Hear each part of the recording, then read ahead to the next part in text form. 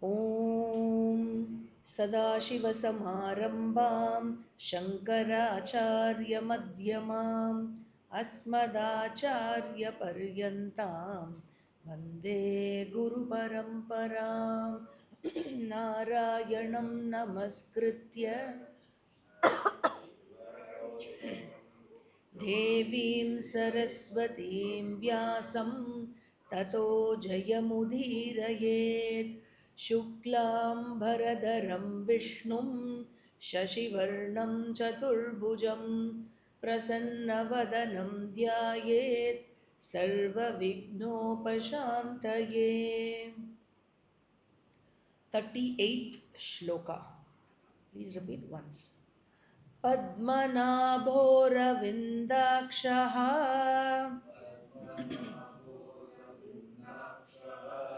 पद्मगर्भः शरीरभृत्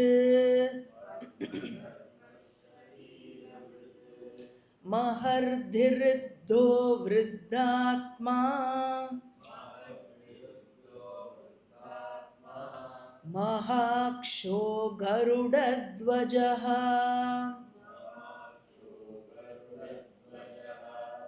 So we have been seeing this 38th Nama from the previous class, and we saw that it has 9 Namas in all, starting from 346 to 354.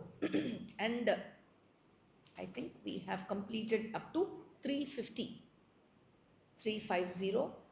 which was Mahardihi. Riddhi meaning wealth or prosperity or glory, and Mahardihi means one who is endowed with endless or infinite glory. 351 and 352 are actually connected. Riddaha and Vriddhatma. 351st Nama Riddaha will had already occurred as the 278th Nama. In 278, we saw that Riddaha means the one who is endowed with 6 bhagas. Here, Bhagavad Pada says, the one who is the entire universe itself. He says, Prapancha Rupena Vardhamanatvat Riddaha. The one who has expanded himself or manifested himself as the entire universe, who is in the form of the entire universe. That is Riddaha. Vriddhatma. Vriddha Atma. One who is fully grown. Okay. Vriddha meaning old or full. The growth is over. There is no further growth. Vriddhatma. Acharya says, Vriddaha Atma Swarupaha Yasyeti Vriddhatma. He, Bhagavan, as Hiranyagarbha, the first born, the Samashti Sukshma Prapancha, the subtle universe. Wherever a Srishti happens, what is first born is in the subtle form. Even if you take the case of a painting, the idea originally existed in the painter's mind in a subtle form and then takes the physical form, right, once he paints the art. Similarly, the entire universe, when it was created or manifested, what came out first is the subtle form, which is called Hiranyagarbha, which is represented by Chaturmukha Brahmadeva, coming out of the Nabi of Bhagavan Sriman Narayana. Therefore, as Hiranyagarbha, Bhagavan is the oldest of all because he was the firstborn. Therefore, time wise, he is the oldest, meaning time wise, he is Vriddha, fully grown. There is no more growth that is possible. And space wise, also, he is Vriddha because there is no further growth possible. He is already infinite, he is already the infinite space, and there is no further space, there is no another space for the space to expand, right? Therefore, even space wise, there is no growth possible, and we saw that time wise also there is no growth possible. Therefore, he is Vriddhatma, he is the oldest. And any growth that we talk about, any growth we talk about happens in time and space. Bhagavan, being the cause of time and space, has to be beyond time and space, right? Bhagavan being the very cause of time and space, from whom time and space manifested, or from whom time and space was born, therefore, Bhagavan cannot be anything or anyone within the ambit of time and space. Therefore, because he is not limited by time and space, there is no further growth possible for him. Therefore, he is Vriddhatma.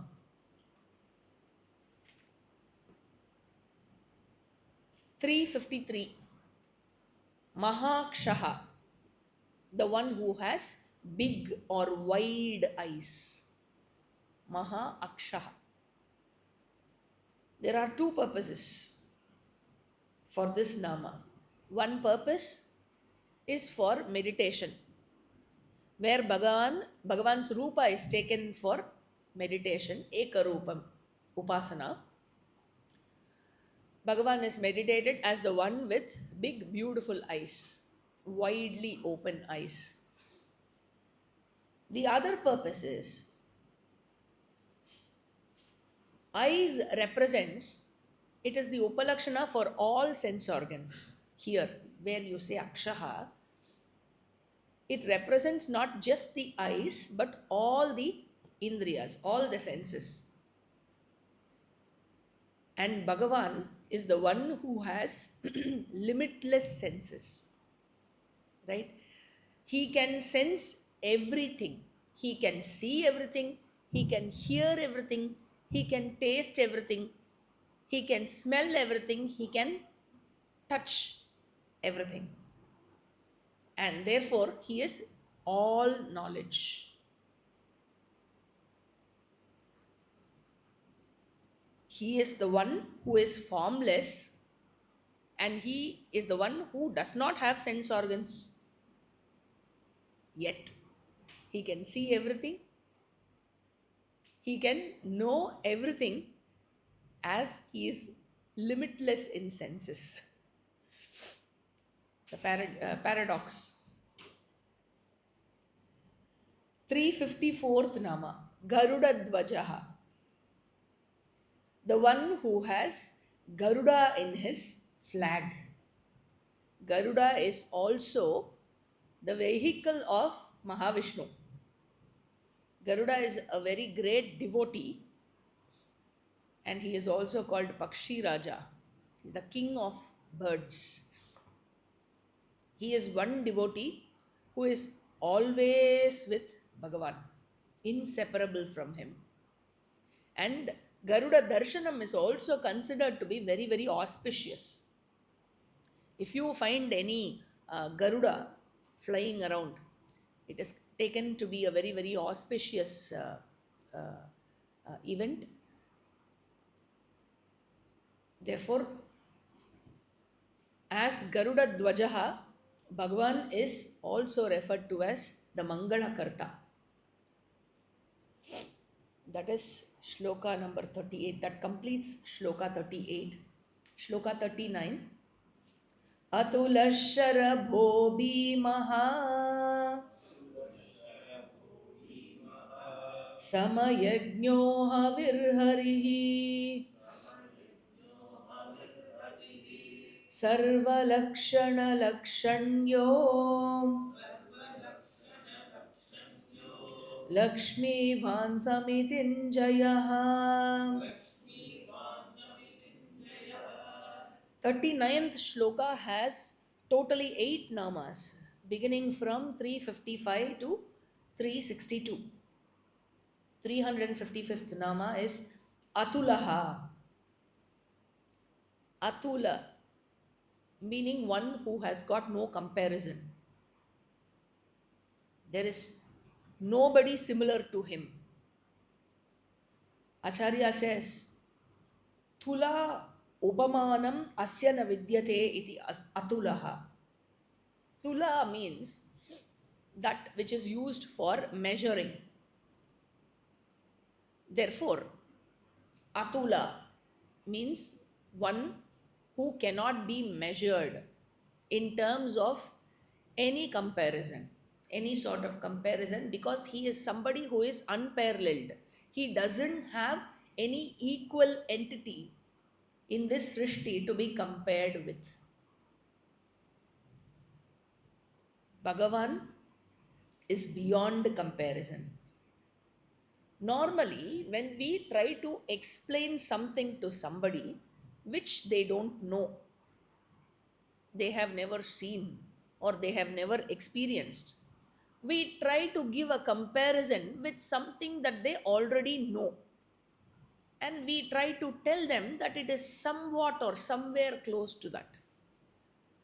Take for example, this is the stock example, okay? A bison. A bison. So, unless somebody has gone to the zoo that has a bison, there is no way that one could have experienced a bison. So, what otherwise one could have experienced is a buffalo. And as children, when we grew up, we used to see a lot of buffaloes on the roads here in India, at least in Chennai. But suddenly, we don't know what happened to all those buffaloes that were roaming on the road. They went missing. And therefore, we have seen the way, how lazy they are and how dirty they look. So, anytime, that is one common word that was used by our teachers to shout at us in the school. When the teacher is really mad at us, she or he used to call us Yerma Mad. So, that very word used to, throw us out. We feel so bad and humiliated when we are called as a buffalo. But today, if you go and call a child or, scold a child with that name, they wouldn't even know what it is. So, at least for those who have seen a buffalo, you can explain how a bison will look. You can say, you've seen a buffalo, just like a buffalo, but bigger than a buffalo. More huge, taller, huge, and very fierceful. It's got more hair on the body, and the thorns are really wide and strong. And it is a wild animal because buffalo is domestic. Right? You can explain like this, right? Therefore, there is a comparison with which you can take that person from what he knows to what he doesn't know. At least he will have an idea of what a bison is. But I don't think that is possible with today's children. You have to take them directly to the zoo and show them, yes, this is bison. Maybe you have to show the buffalo as well. Or if they have seen the bison in the zoo, then maybe you have to explain the domesticated version of this is a buffalo. Okay. So, now this is called upamana. You try to make somebody understand something with something that they already know because they are somewhat in some manner comparable. But in the case of Bhagavan, who is infinite or limitless in his own nature, in his original nature, in his essential nature. Now, how do you explain what is limitless or what is infinite? It doesn't have an equal or a parallel to say that it is something like this. And also, Bhagavan does not have any form, therefore doesn't have any attribute. He is formless. He is Nirakara Swarupaha. He is attributeless. He is Nirguna Swarupaha.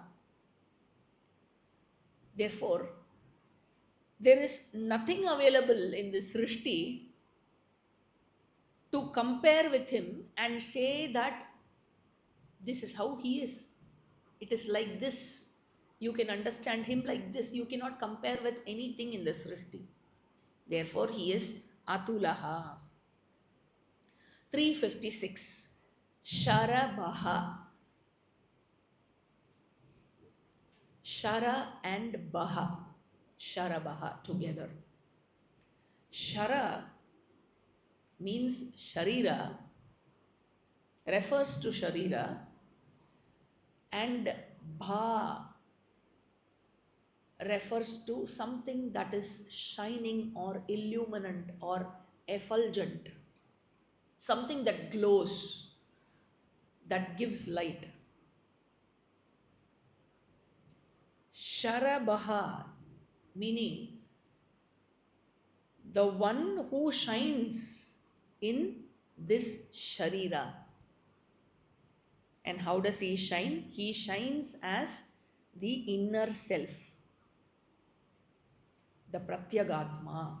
That is what Acharya says.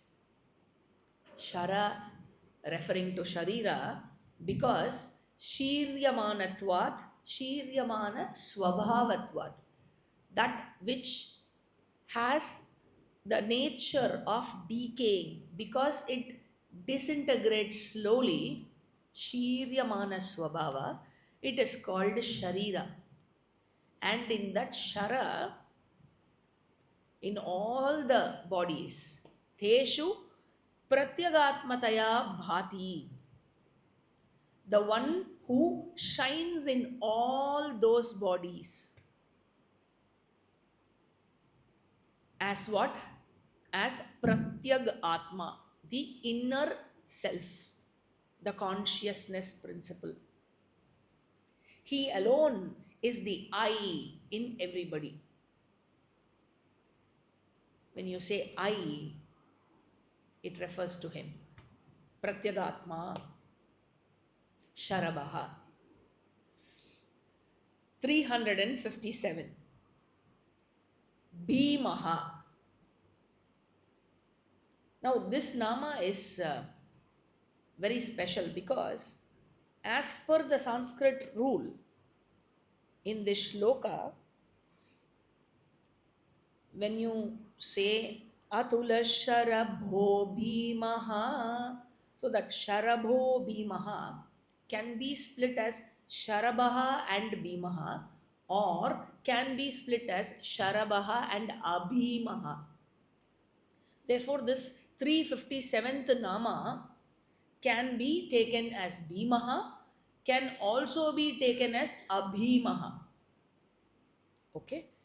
And Bhamaha, where the nama is taken as Bhamaha, it occurs twice in Vishnu Sahasranamam, here as the 357th nama, and we will see that for one more time as the 948th nama. So, what does it mean when we say Bhamaha, and what does it mean when we say Abhimaha? It looks like the opposite of each other, right? So Bhamaha means one who causes fear. Therefore, Abhimaha means the one who is the cause of no fear, right?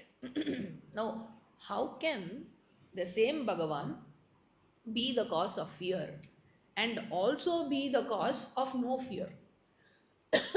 Commonly, with reference to Bhagavan and Bhakti, this phrase is used, this word is used very, very normally. You say, he is a God-fearing person. He is God-fearing. I don't know whether people understand what it means to say God fearing. Because really speaking, and there are expressions even in Tamil that says இப்படி பண்ணேன்னா சாமி கண்ணை குத்தும், as though he has got no other work but to come and keep poking everybody's eyes when you sleep in the night. He is always projected as somebody, who can cause fear and you should be afraid of. If you are not afraid of God, then it is considered to be arrogance. This is the common understanding. Really speaking, he is the only one who loves and cares for you unconditionally. It doesn't matter, he doesn't expect whether you love him or you care for him. Even in the case of a Nastika, in the case of a non-believer, he is the Karma Paladata. He gives him the fruits of his good deeds, his noble deeds as well. He doesn't withdraw them back. He doesn't say, oh, he is not having any faith on me, no? He doesn't fear me, so I won't give him good things. I'll give him only bad things. I will only keep throwing the results of all his papa karma. No, he doesn't do that. Bhagavan doesn't have any favoritism. He doesn't say, oh, these white skin people are really good looking, so I will favor them. And these black skin always deserve to suffer. No, nothing of that sort. So there is no favoritism. He is compassionate. He is all compassionate to every jiva. To every jiva. Therefore, really speaking, there is no need to fear Bhagavan at all. Therefore, he is Abhimaha. But he is referred to as Bhamaha in the Shastram, in the Vedas, and also when we do Ashtotra, not Ashtotra, the Namavali that we have for our Kashi Vishwanath Baba here, the Nitya Puja Aradhana that we do, Bhavaya Deva Yanamaha, Sharvaya Deva Yanamaha, Ishana Deva Yanamaha, Pashupatayer Deva Yanamaha, Rudra Yadeva Yanamaha, Ugra Yadeva Yanamaha, then Bhima Yadeva Yanamaha, the one who causes fear. Why do we say that? It is used only in a figurative sense.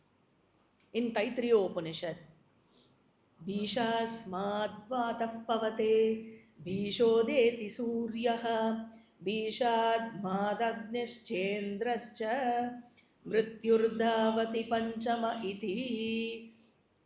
It says these 5 devatas are fearing Ishvara, and out of fear of Ishvara they discharge their duties. They do not violate the order of the universe. Out of fear of Ishvara, the wind blows, the air flows. Out of fear of Ishvara, the sun shines. And out of fear of Ishvara, both Agni and Indra do their duties regularly. The fire is always hot, and Indra Devata ensures that all the other Devatas perform their duties properly. And the 5th Devata, Mrityu runs fearing Ishvara. Mrityur Dhavati. So, what does this mean? All natural forces represented by the Devatas function as though they are afraid of Ishvara, as though afraid of transgressing the order of Ishvara in case of non-performance. Therefore, in that sense, he is referred as Bhamaha. Now, according to the law of karma, you experience something today because of your past actions. Your past actions play a role in your today's life. Right? And Bhagavan is the karma paladata, who is the giver of the fruits of those actions. Now, carefully understand, where Bhagavan is the entire world, he has himself manifested as the entire world, entire universe. Every transaction I have with this universe, whether with people or with other objects, every transaction I have, I am transacting with Ishvara in some form or the other. And what comes to me, what I am given to experience, is coming from this universe. And therefore, what comes to me comes from Ishvara himself. And that which you get, now where Ishvara is the temple, right? So if Ishvara is the entire universe is the temple. In fact, the Garbhagraha, because you're always with the Murti, the Murta, Amurta, everything, right? You're always with Ishvara in some form or the other. And what is given to you when you are close to the Murti in the temple? The Tulasi Tirtha that comes to you, or Prasada, whatever, okay? So how do you receive it? You receive it like this, respectfully. And then when it is given, right? So it is accepted with all respect. And normally, I give this example. In Tirupati, when you come out to collect the prasada, you can never predict what prasada you will get. Sometimes you will get puliyodare. Sometimes you will get ghee pongal. Sometimes you will get dadyonam, which is curd rice. Sometimes you will get one small laddu. You can never predict. Or rarely, if you are, blessed, that's how they consider, you might get chakara pongal. Now, does it mean that chakara pongal is superior, puliyodare, dadyonam and all is inferior? How can it be? Everything is prasada. So whatever I am given to experience, because I got something that I expected or wanted, I consider that to be a blessing. And I got something that I did not want, or I, could not even imagine, could not have even imagined, in the negative sense. Does it mean that it is a curse from Ishvara? Not at all. How can it be? It means I have not got my understanding of Ishvara right. Where I understand every nama in Vishnu Sahasranamam, he is the one who is in the form of this universe. And he is all compassionate. And he is the karma pala data. And he has so much of love which is unconditional. It does not depend upon the way I behave with him or how much I love him. So Bhagavan being a person of, not a person, Bhagavan being somebody who is like this, how can he have partiality towards me or give me something that is bad, right? So whatever comes from him to me, it is only my perception that has to be corrected. And whatever comes to me has to be accepted as prasada. That attitude is very, very important.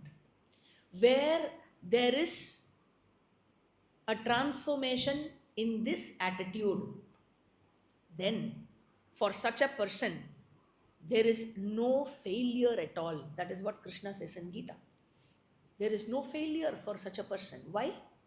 Because even failure is prasada. Right? Where one has the mind, the maturity in the mind to accept the failure, accept the pains and sufferings of life also as prasada, that is the success of life. Therefore, where is the failure? Right? So, a little understanding of Ishvara is enough to give fearlessness even in the relative sense. And where one with the maturity that is gained through this attitude, later on understands Ishvara as the Satchidananda Swarupa, Satchidananda Atma, which is not different from me, myself, then there is no second entity to cause fear. Where is the other one for me to be afraid of? Therefore, in the absolute sense also, there is nothing to fear. So Bhagavan in this nama can be referred to as Bhamaha, as though the cause of fear, or Abhimaha, who is not a source of fear. He is not a source of fear for those seekers who strive to understand him or to know him. That is the 357th nama. 358, Samayaha, a very beautiful nama. Acharya gives two meanings, and we will see one more meaning which is based on the Purana. For the first two meanings, the way this nama is split is Samaya plus Nyaha, which is Samayagnaha. Okay. In the first meaning, Bhagavan is called Samayagnaha, Samayagnaha, the knower of the right or the appropriate time. Uchita Samaya. Bhagavan knows this. He knows exactly when every seed will sprout. He knows when every flower should bloom, when the wind should blow, when the rain should come. All will happen at that appropriate time, because he is the Karma Paladata. And when a karma should fructify, therefore which jiva should assume which body at what time. Right? So everything Bhagavan knows. And in case I want something, you should ask for it. Right? If I want something, I should ask for it. I shouldn't say, because Bhagavan is all knowing, he is the knower of everything, he is the Karma Paladata, he can take care of me. Therefore, he knows what to give me at what time. No. Unless you ask for, the greatest things will not be given.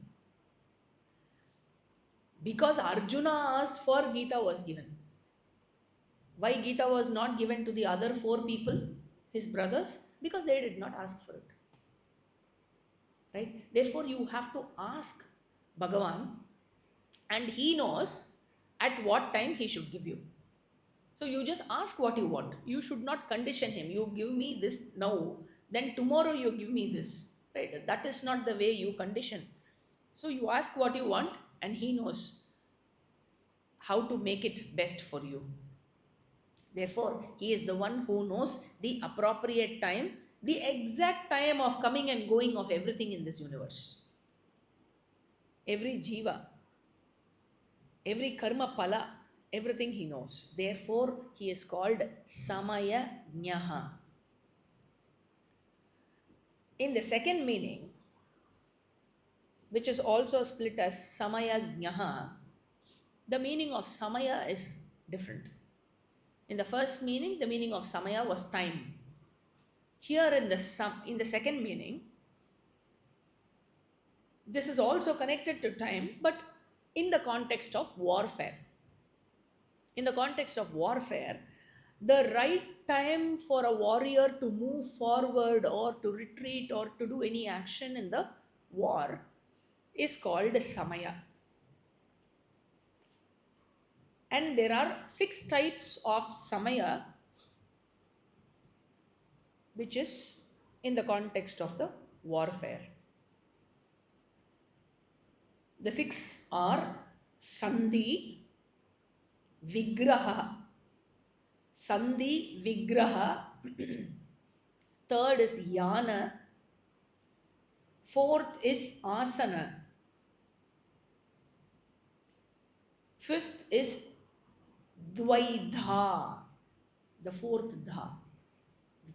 Dvai is the third dha. Dvaidha is the fourth dha. And the sixth one is Ashrayana. Ashrayana. Sandhi Vigraha Yana Asana Dvaidha Ashrayana. Sandhi means making friends with the other kings or the other party to avoid a condition of war.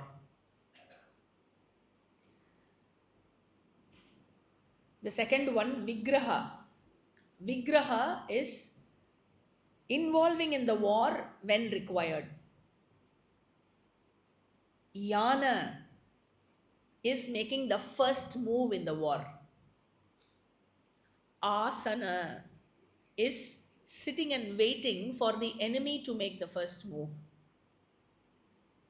Dvaidha, creating conflict within the enemy groups to weaken them, to reduce their strength. That is called Dvaidha. Ashrayana, seeking the help of another group or king, another person, where you find that the enemy is very strong. Now these are the 6 types of Samaya in the warfare. And Bhagavan in his Krishna Avatara knew all these 6 Samayas and had also applied, followed all these 6. Therefore, he is called Samayajnaha. And we saw that the third meaning is from the Purana. In Vishnu Purana, Prahlada says, Samatvam Aradhanam Achyutasya. Very beautiful. Here, Samayajnaha is not split as Samaya plus Nyaha, but it is split as Sama plus Yajnaha. Prahlada says, he is called, Bhagavan is called Samayajna because looking up on all the beings, Sama, equal, is the greatest worship, Yajna, to Bhagavan. Therefore, he is called Samayajnaha. That is the 358th Nama. 359. Havir Harihi. Now this has 2 names, Havis and Hari. Here it is taken together as one Nama, Havir Harihi. Because he is the receiver of the Havis in all the Yajnas, where the offering is given, the oblation is given into the sacred fire in the Yajna. The mantras are chanted like Agnaye Swaha, Agnaye Idanna Mama. So this is my offering to Agni Devata, and therefore it is not mine anymore. Idam na mama. It is not mine anymore. Since all devatas are Bhagavan, to whoever devata the offering is made, to Agni, to Indra, to Prajapati, to whichever devata the offering is made, since Bhagavan himself is in the form of all the devatas, he is the ultimate receiver of all the oblations in the Yajna. Therefore, he is called Havir Buk. He is the experiencer, the enjoyer of the Havis. Therefore, he is called Havir Harihi. In Gita, Bhagavan says, Aham hi sarvayajnanam bhokta cha prabhurevacha. He says, hey Arjuna, I am the bhokta, the experiencer, the enjoyer, and Prabhu, the giver of the result in every yajna. In Purusha Sukta, there is a phrase, Abadnan Purusham Pashum. This refers to a story where the Devatas once performed a yajna where the Virat himself was given as the offering. The Virat was given as the offering, as the Pashu that was offered. And it is said that it is because of this yajna alone the entire universe emerged. And therefore, because he himself, he as Virat was himself given as offering in the yajna by the Devatas, he was the Havis, he was the oblation. Therefore, he is called Havis. And Bhagavan Vishnu is called Hari because merely by not even chanting, it is said that merely by remembering him, just by remembering him, you bring him to your mind, you think of him, and what he does to you is he robs away all the papam, all the pain, all the samsara from you. Therefore, he is called Hari. Because he slays all the papam in you, he is called Hari.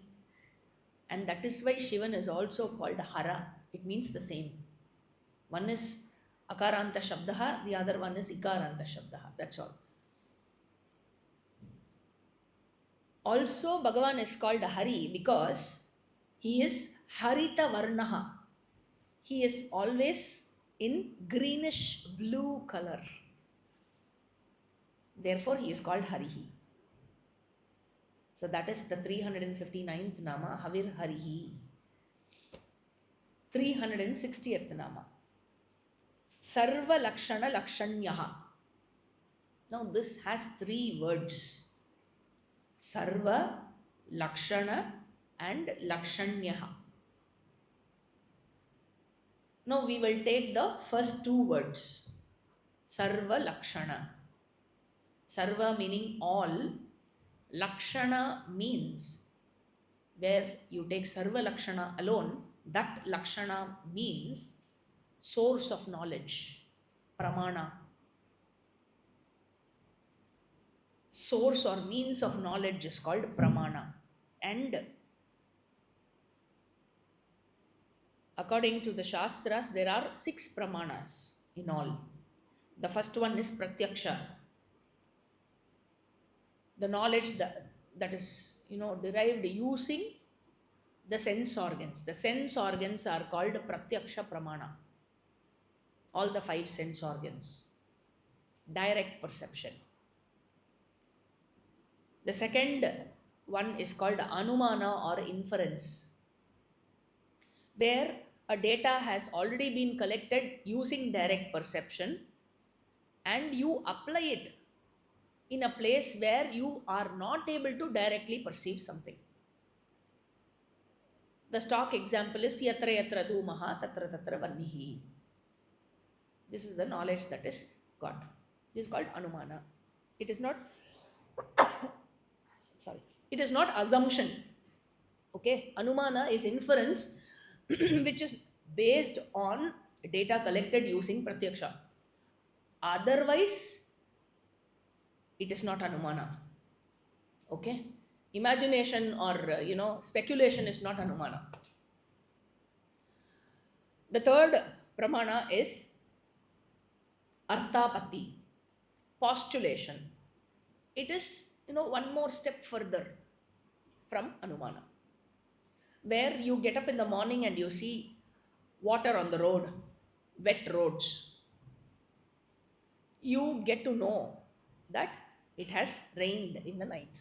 So this is inference, where you did not see rain and you did not even see the clue directly, but the clue also happened in the past. So you collect the clue also from the past and you derive the knowledge out of it. This is called postulation or Arthapatti. So Pratyaksha, Anumana, Arthapatti, Upamana. We saw this some time back in the Nama Atulaha, right? We saw the example of bison which is explained using buffalo. So you give a comparison, and using the comparison, the knowledge is arrived at. This is called upamana pramana. The fifth one is anupalabdhi. This is the Meda Vilasa of all our ancestors. There is a pramana for non-existence. Anupalabdhi. Now if I ask you, is there a line behind you? Is there a line behind you? I don't think you need to turn back like this and then confirm. You know it. Or even if you turn back, you don't see the line. You don't see anything. And you say there is no line. Did you see the line? No. But without seeing the line, you say there is no line.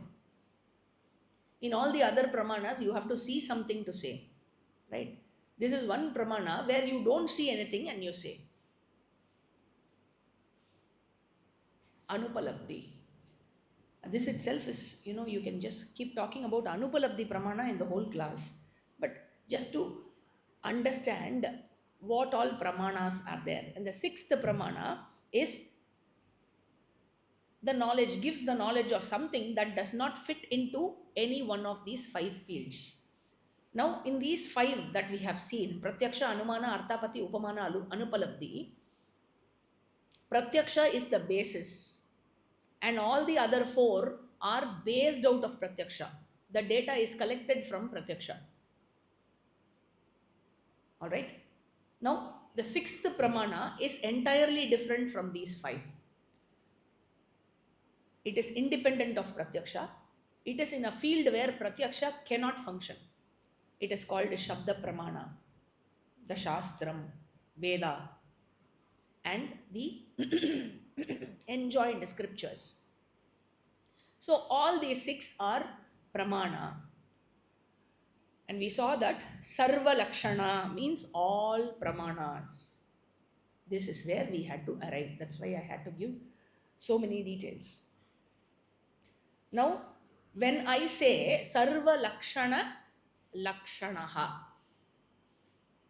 where I say Serva-lakshana, Lakshanaha, it means the knowledge that is arrived through all the pramanas taken together. the knowledge, all the knowledges that are arrived through all the pramanas. Serva-lakshana, Lakshanaha.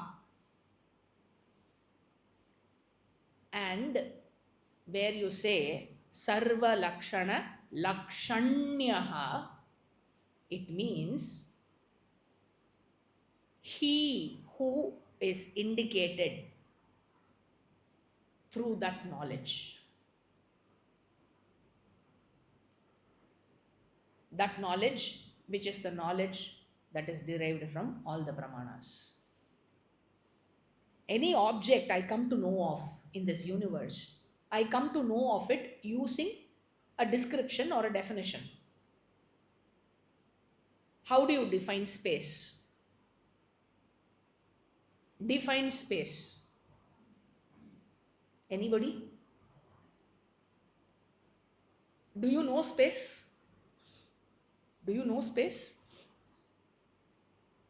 Yeah, you know. You know what space is. Can you define it for me? See, basic things that we experience every day, we are not able to define. So difficult. Our Shastram defines it.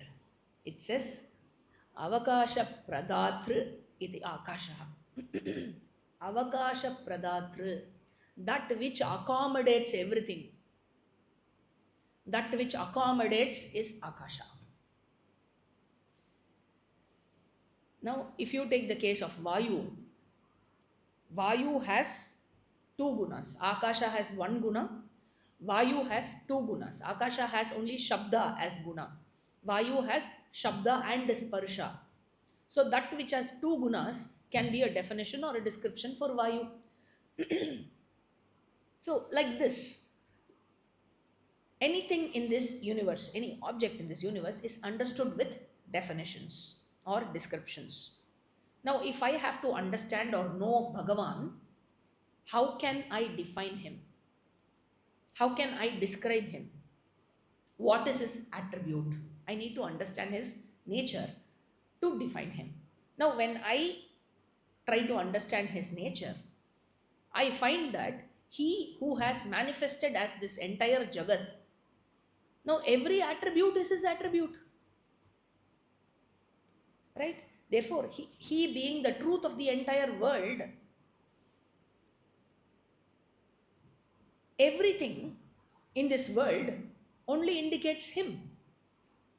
Therefore, it is he who is indicated through every pramana, because using all these pramanas, I come to know of whatever I come to know of, I ultimately come to know of him only. Of course, in the sixth pramana, it is directly his essential nature, his Satchidananda Swarupaha, that is revealed through the sixth pramana, which is the Shabda pramana. The first five pramanas indicate anything in this Jagat. And whatever it indicates him alone in his Saguna nature. Therefore, he is Serva-lakshana Lakshanyaha. 361st Nama, Lakshmi Van. It is direct. The one with whom Shri or Devi Lakshmi, Ma Lakshmi always resides. She resides in his Vakshasthala. That is why he is called Lakshmi Narayana. Therefore, by doing puja for him, you are actually doing puja for Lakshmi also. It is two in one, because she is already residing in his Vakshasthala. 362. Samitinjayaha. Samiti means, refers to battle. And it is Bhagavan who wins in every battle. He is the one who is finally victorious in any battle. And any victory, any success belongs to Bhagavan alone. Therefore, he is Samitinjayaha. 40th shloka. Viksharo rohito margo Hetur damodara sahaha Mahidaro mahabago Vegavanamitasanaha Viksharaha. The one who does not have Kshara or Nasha. Kshara meaning decay, Nasha. Acharya says, Vigataha Ksharaha Nasho Yasya Asau Viksharaha. One who does not have decay. 364. Rohitaha. The one who is red in color. Rohitaha. Now, all forms that are red in color are his forms alone. In the commentary for this Nama, Acharya says, Acharya refers to the Matsya Avatara, where Bhagavan was red in color. And Rohita not only means red color, it also means that which quickly grows. Bhagavan took the form of Matsya, which has a very quick growth. Therefore, he is referred to as Rohitaha. And Rohita means that which is, all that which is red in color, refers to anything that which is red in color, something that quickly comes to your mind in red color is your own blood. The life-giving blood that flows through every body. Rohitaha. It is nothing but Bhagavan himself. He is the one who keeps everybody alive. 365. Margaha. Marga will occur for one more time as the 397th Nama. We will see that meaning there. Here, Acharya gives two meanings. Here itself, in 365 itself, he gives two meanings to Margaha. The first meaning is the goal. The second meaning is the means or the path. In the first meaning, Acharya says, Mumukshavaha tam devam margayanti iti margaha. He is the one who is sought after by all the mumukshus, all the seekers as their goal or as their end. He is the one who is desired or sought after, sought for. Yeah. He is the one who is sought by all the mumukshus. Mumukshus meaning people who are desirous of moksha. And on enquiry of the Vedanta Shastra, they find, when they start studying the Vedanta Shastra, because they are mumukshus, they have to study, they have to do Shastra Vichara. Shastra reveals that he is the very object of seeking. He is the very object, he is the very end of the seeking. Therefore, he is the goal. Second meaning, where he is referred to as the path or the means. Paramanando yena prapyeti sa marga itiva. Acharya says, he is also the way that takes you to Paramananda. And Paramananda being the end, it is his Swarupa, it is he himself. Now when we talk of paths, these multi-path theories are very, very common. Right? They say if you are extrovert, you need dhyana yoga. If you are emotional, you need bhakti yoga. If you are intellectual, you need to do jnana yoga. If you are an active person, you need to do karma yoga. And there are many paths to moksha. No, all these things are not correct. How can there be many paths to moksha where everybody is a little bit of everything, right? I am a little bit extrovert, I am a little bit intellectual, I am a little bit emotional, I am a little bit active, and I am also lazy. Okay, so everybody is a little bit of everything. Now, how do you know what I need? How do you decide? It cannot be on the basis of what I like or what I am comfortable with. No. And where everything is Ishvara himself, he is already there. And what is pending is just the discovery of this knowledge, that he is the only one who is there. Right? Therefore, there are no multi-paths. There is only one path. Therefore, what do you say about japa, dhyana, parayana, nama sankirtana and everything? Just like you have 4 gateways to enter the temple, but only one way to enter the Garbhagraha. There are many paths or many sadhanas to purify. However, there is only one way, one means to know him. He is the goal, he is the end, he is the one who is sought, he is the way, he is the means. And he being everything, he is also the very seeker. This is such a beautiful revelation where the seeker is himself the sought. We will see the meanings of the other namas in the next class. Om Purnamadah Purnamidam Purnat Purnamudachyate Purnasya Purnamadhaya Purnameva Vashishyate. Om Shanti Shanti Shanti Harihi Om. Shri Gurubhyo Namaha. Harihi Om. We'll meet next week as usual. Hari Om.